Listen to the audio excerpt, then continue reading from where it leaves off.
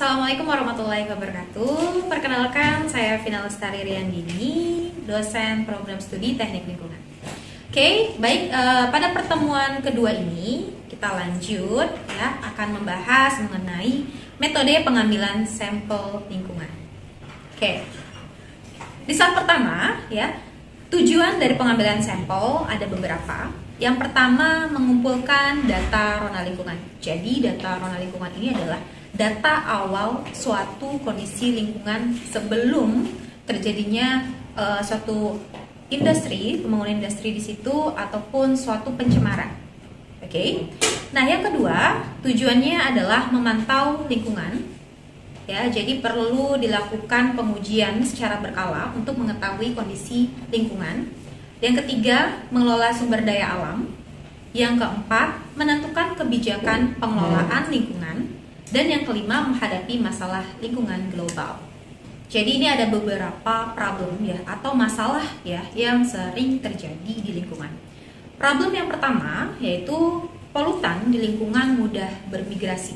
Ya, jadi polutan yang ada baik itu di udara maupun di air bisa bereaksi dengan senyawa lain, membentuk senyawa yang lebih berbahaya.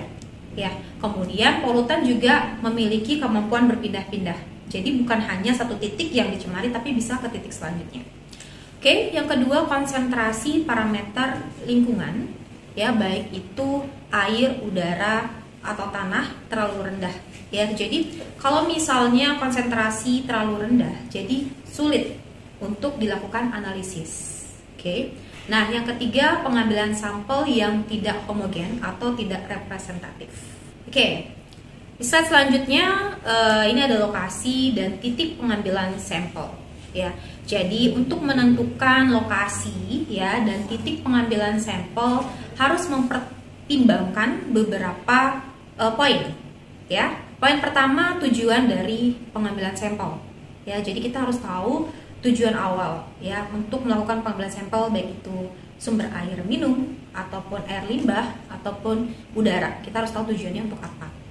Yang kedua, apakah ada lokasi dan titik yang telah ditentukan berdasarkan ketentuan yang berlaku gitu ya. Nah, ini berkaitan dengan suatu industri. Jadi misalnya suatu industri mau dibangun, mereka membutuhkan dokumen lingkungan ya, seperti AMDAL, RKL ataupun RPL atau perizinan lingkungan lainnya. Nah, ini ya berkaitan di poin atau di titik mana atau di lokasi mana yang ditentukan ya. Untuk nantinya dilakukan pengambilan sampel ya, apakah bisa mewakili kondisi lingkungan yang ada di titik tersebut. Nah, yang ketiga, lokasi dan titik harus representatif ya. Jadi sampel yang kita ambil dari suatu titik itu harus benar-benar mewakili kondisi lingkungan yang ada di sekitar ya. Kemudian yang keempat, parameter yang dianalisis ya. Jadi parameter dari air bersih maupun air limbah ataupun udara itu banyak sekali. Nah, tapi ada beberapa parameter kunci. Ya, jadi jika kita melakukan analisis dari parameter kunci itu, ya kita sudah bisa mengetahui kondisi dari kualitas air ataupun kualitas air limbah ataupun kualitas udara yang ada di lingkungan sekitar kita. Nah, poin yang kelima, bagaimana lokasi dan titik pengambilan dapat diketahui, ya. Nah, yang keenam, bagaimana memastikan ya orang lain atau analis dapat kembali ke lokasi tersebut ya. Jadi kita kalau mengambil sampling, kita harus tahu titik koordinat lokasi yang kita ambil ya, agar bisa dipertanggungjawabkan. Itu yang pertama. Yang kedua, agar nantinya seorang analis lain ingin mengambil sampel di titik tersebut, jadi tahu di mana lokasinya. Jadi untuk parameter kualitas lingkungan ini ada dua. Yang pertama, parameter primer, kemudian parameter sekunder. Nah, jadi kalau untuk parameter primer ya, di mana senyawa kimia yang masuk ke dalam lingkungan itu tidak terjadi interaksi dengan senyawa lainnya. Jadi hanya senyawa A saja atau B saja tanpa ada interaksi antara senyawa A ataupun senyawa B. Nah, contohnya pestisida dan logam berat.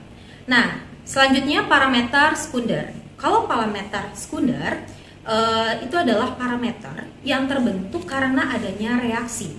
Ya, jadi misalnya senyawa A, senyawa B berinteraksi membentuk senyawa C. Nah, senyawa C itulah masuk ke parameter sekunder. Oke, kita lanjut ke parameter kunci, ya. Jadi parameter kunci ini adalah parameter yang dapat mewakili kualitas dari lingkungan. Nah, contohnya adalah air limbah.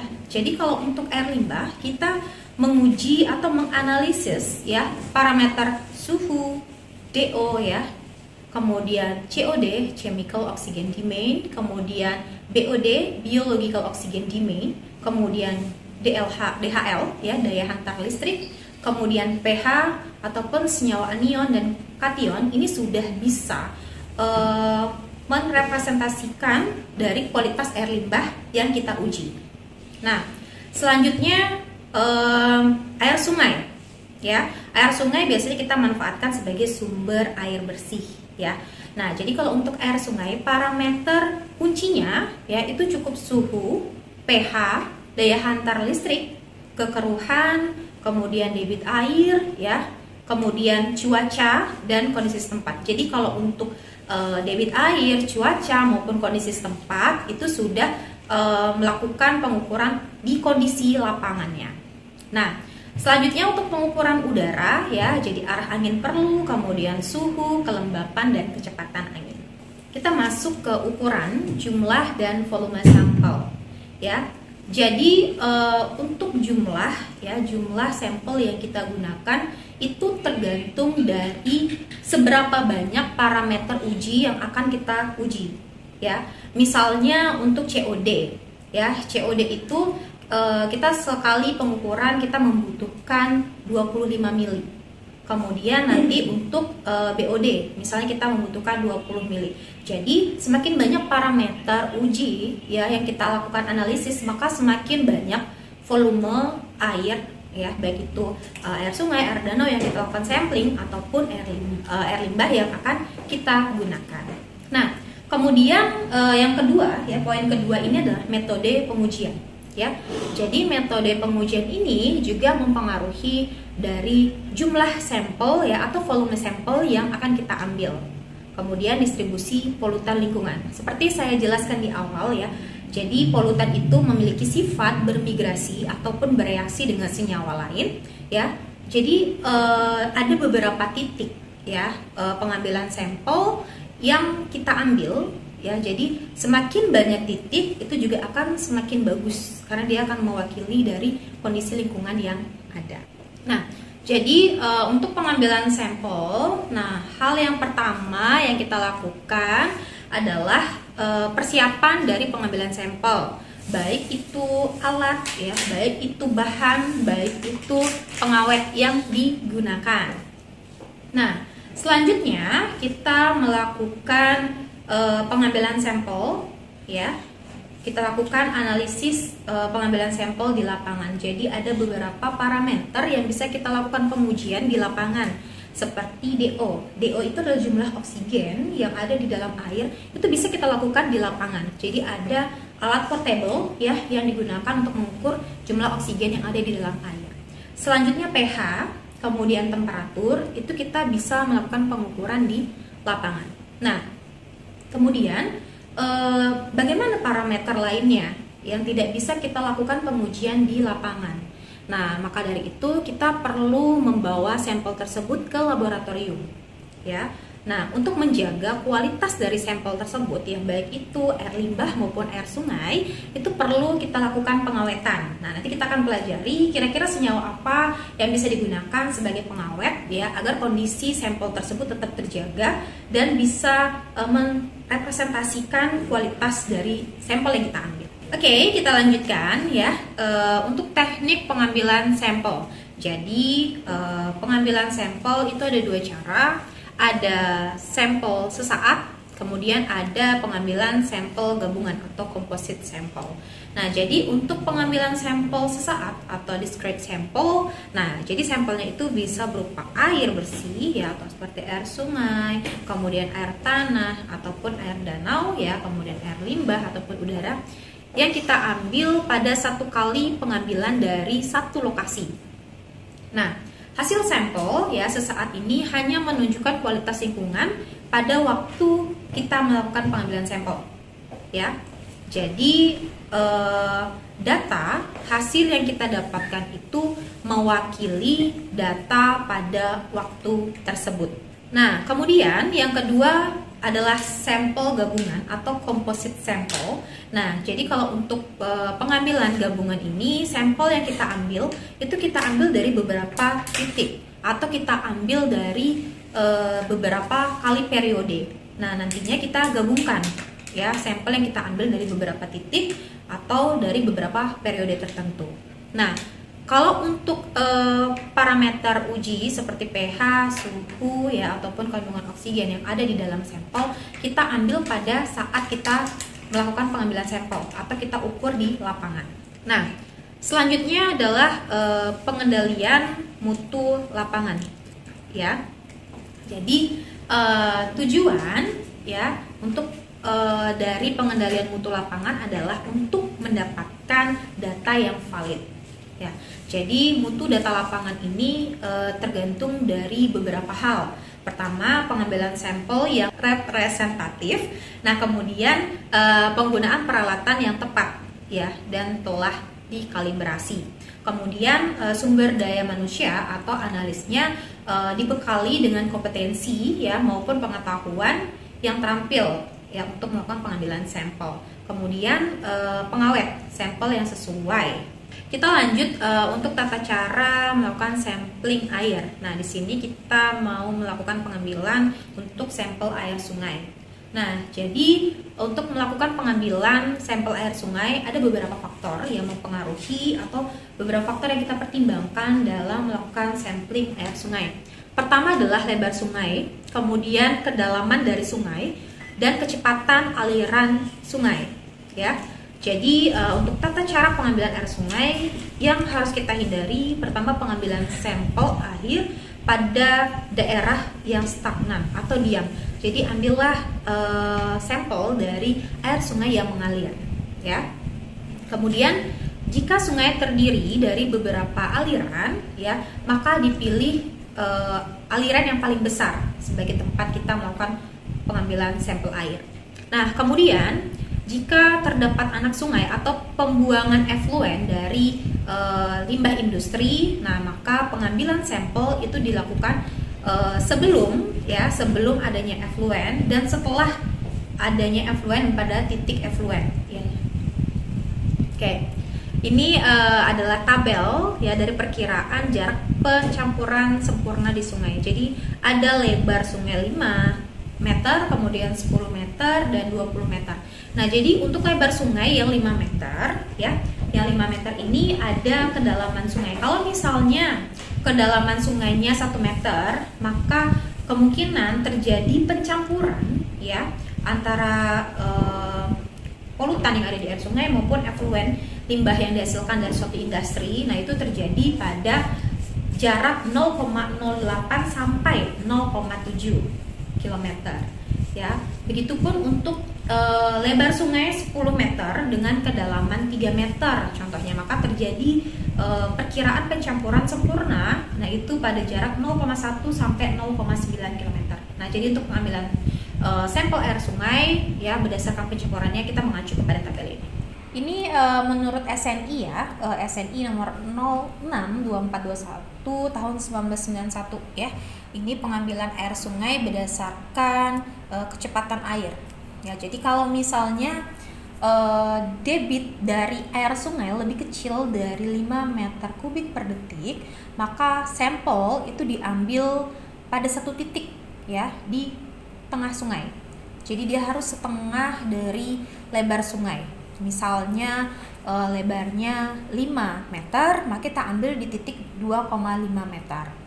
Nah, kemudian untuk debit air sungai dengan kecepatan 5 sampai 150 meter kubik per detik, maka kita ambil sampel pada 2 titik sungai. 2 titik ya di air sungai tersebut. Nah, itu pada jarak 1/3 dan 2/3 dari lebar sungai. Kemudian untuk air sungai dengan debit di atas 150 meter kubik per detik ya. Jadi sampel diambil minimum 6 titik pada masing-masing jarak 1 1/4 ya, 1/4, kemudian setengah dengan 3/4 dan selanjutnya. Oke. Nah, tadi kita sudah membahas mengenai tata cara pengambilan sampel di air sungai. Kita lanjut ke pengambilan sampel di danau, ya. Jadi pengambilan sampel di danau ini juga berdasarkan kedalaman dari danau, ya. Kalau kedalaman danaunya itu lebih kecil dari 10 meter, ya, maka sampel diambil di 2 titik, ya. Jadi pada permukaan danaunya, kemudian di dasar danau. Terus bagaimana cara kita melakukan pengambilan di dasar danau gitu ya? Nah, kita menggunakan alat sampel atau alat sampling yang memiliki beban yang lebih berat ya. Jadi bisa kita masuk jadi alat sampelnya bisa masuk ke dalam air hingga menembus ke dasar danau. Dan selanjutnya untuk pengambilan sampel air danau dengan kedalaman 10-30 meter, maka dilakukan pengambilan sebanyak 3 titik ya, pada permukaan, kemudian pada lapisan tengah, dan kemudian pada dasar danau. Kemudian untuk danau dengan kedalaman 30-100 meter ya, maka diambil dengan 4 titik. Selanjutnya pengambilan sampel air sumur atau air tanah ya.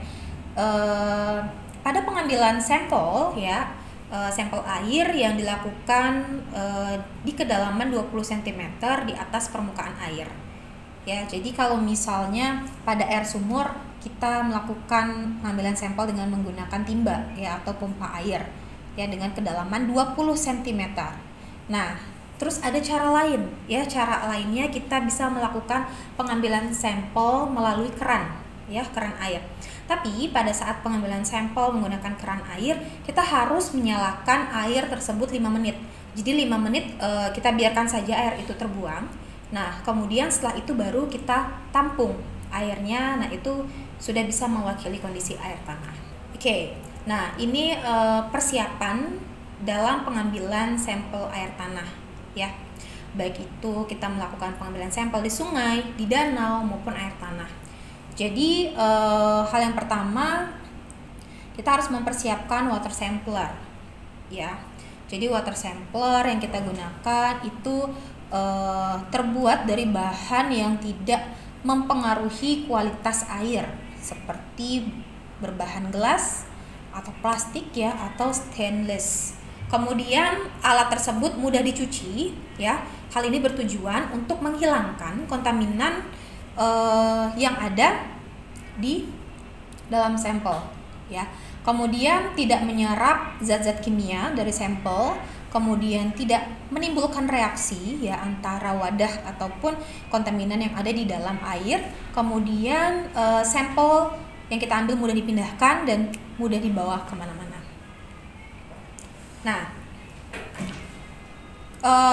untuk alat pengambilan sampel air atau water sampler, nah ini ada beberapa alat ya. Bisa mengambil dengan menggunakan ember plastik atau botol plastik, itu adalah alat sampler yang paling sederhana. Kemudian bisa menggunakan water sampler yang vertikal ataupun horizontal ya. Alat ini yang digunakan untuk mengambil di kedalaman tertentu. Nah, ini contoh dari alatnya. Nah, ini adalah vertikal ataupun horizontal water sampler. Nah, ini adalah water sampler ya untuk mengambil air secara komposit. Jadi di alat ini dilengkapi dengan pipa hisap ya, dilengkapi dengan pipa hisap. Jadi pipa tersebut yang dimasukkan ke dalam dasar air yaitu maupun itu nanti air sungai ataupun air danau, dia akan menghisap air dan ditampung di dalam embernya atau di jerigennya. Nah, ini peralatan pendukung ya jika kita melakukan sampel air di lapangan. Jadi yang pasti kita untuk seorang analis kita harus menggunakan APD ya, peralatan alat pelindung diri seperti sarung tangan, helm, masker ya. Kemudian P3K kita juga harus sediakan P3K. Kemudian alat pendukung lainnya ya seperti kompas ya, kemudian GPS. Jadi tujuannya apa? Untuk mengetahui di mana titik kita melakukan pengambilan sampel. Kemudian pH meter, DO meter, ya, termometer untuk mengetahui parameter dari kondisi air atau sampel yang ada di lapangan. Jadi kita lakukan pengukuran secara langsung. Nah, kemudian wadah tempat sampel air. Jadi setelah kita melakukan sampling atau sampel air, kita pindahkan ya sampel tersebut ke dalam wadah sampel air.